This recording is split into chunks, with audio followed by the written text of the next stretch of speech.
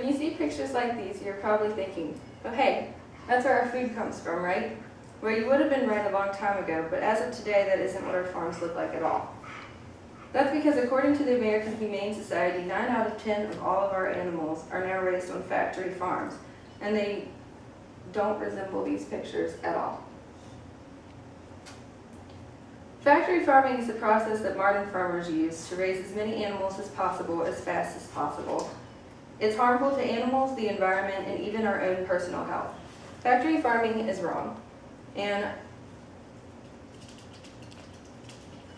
I'm going to show you why you need to be against it and why sustainable farming needs to make a comeback in our country. The obvious problem with factory farming is how hard it is on the animals. This is a man named Craig Watts. He's a poultry producer contracted in with Purdue. He let an animal rights group come into his farm because he is disgusted with how his own profession is run. He says that the chickens he raises are suffering. They're locked away in a single crowded room for their whole entire life, and they're surrounded by feces that cover the floor. They've been bred to get as fat as possible, as quickly as possible. And because of this, many of the chickens are born with deformities. The ones that aren't born with deformities usually can't even stand up under their own weight because they weigh too much and their legs can't support their bodies. So by the time they go to slaughter, they're suffering. Watts works for Purdue, and they often claim that they are cruelty and cage-free.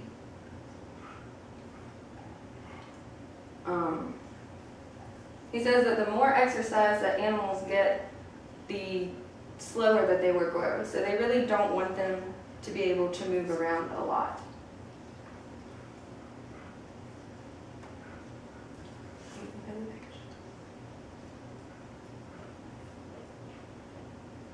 Still waiting for the picture. This is what they call cage-free.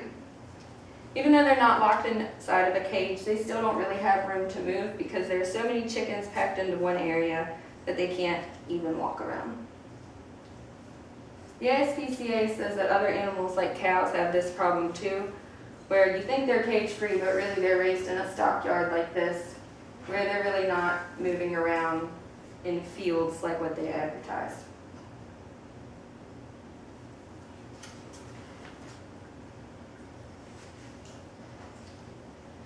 Former factory farm inspector Paul Shapiro, man in this picture, was interviewed and spoke out on the terrible things that these animals go through.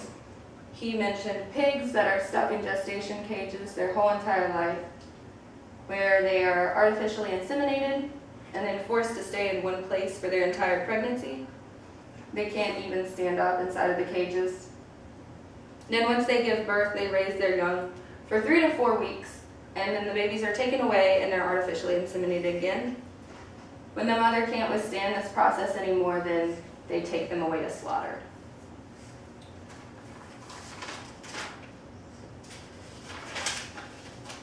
He also said that birds have their beaks burnt off and parts of their feet burned off because they get so stressed out that they start to get traits like cannibalism, or they try to harm themselves. And this is a reaction that only happens when they're really, really stressed.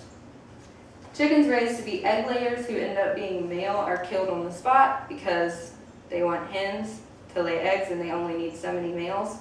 So they'll just kill the male babies.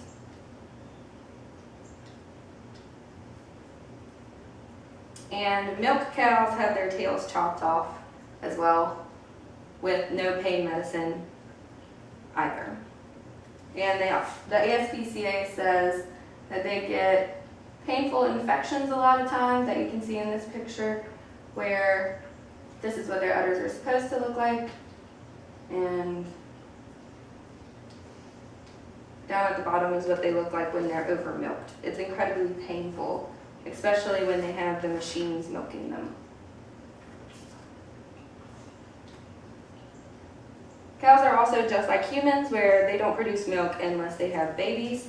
So the cows are artificially inseminated, and As soon as they have their babies, the babies are taken away from them, which puts them through a lot of stress as well. Our environment is also harmed by factory farming. Factory farming takes up a huge amount of land. Even though the animals are enclosed in one small area, they need a lot of land to grow the grain for the animals to eat. And that's not even the animals' natural diet. Like grass-fed cows don't get fed grass. They try to produce so much feed that soil erosion starts to happen. And then that runs into our water and pollutes our water and causes our land to not be used for growing anymore because the soil is no good. This leads to things like deforestation, where they chop down more trees and forests and land so that they have room to grow feed. They also have large football field holes in the ground that they refer to as lagoons. They look like this, and they are basically just pools of chemical waste and animal feces. They leak into our groundwater, and once they fill up, they spray them onto the land as fertilizer, and it's untreated, and they use it on the crops that they grow for the animals. And this obviously gets into our ground and into our water. Yeah, I'm fully aware that a lot of people couldn't care less about animals or the environment, but one thing that we should all care about is our personal health and the health of our loved ones. What each and every source that you look into all agrees on is that antibiotic resistance is a true threat to people because of factory farming and the technique of using antibiotics not to prevent disease, not to cure disease, but to prevent disease. So basically they pump the animals full of antibiotics because the factory farms are a breeding ground for bacteria. There's so many animals in one space that they get sick incredibly easily. So they pump them full of antibiotics to try and prevent that. They also give them certain medicines to try to make them grow faster, and that gets into our products and then gets into our own bodies.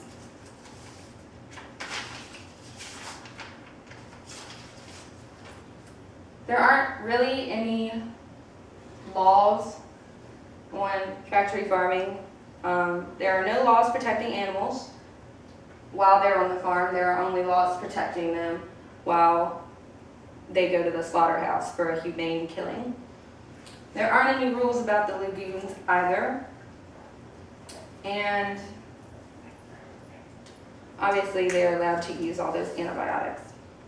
But this doesn't have to be our reality. Sustainable and natural farming can be. Animals would be raised on their natural land, and they would be raised on their natural diets as well.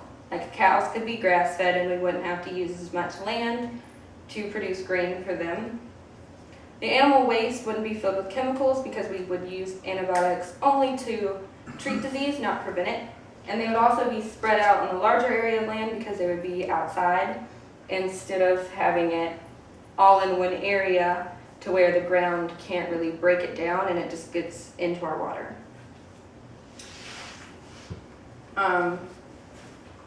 And if we use sustainable farming, then we wouldn't have to be scared of what we're consuming in the food that we buy from the stores.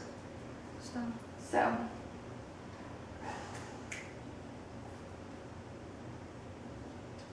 Think of the pictures that I showed you earlier, like these, one more time.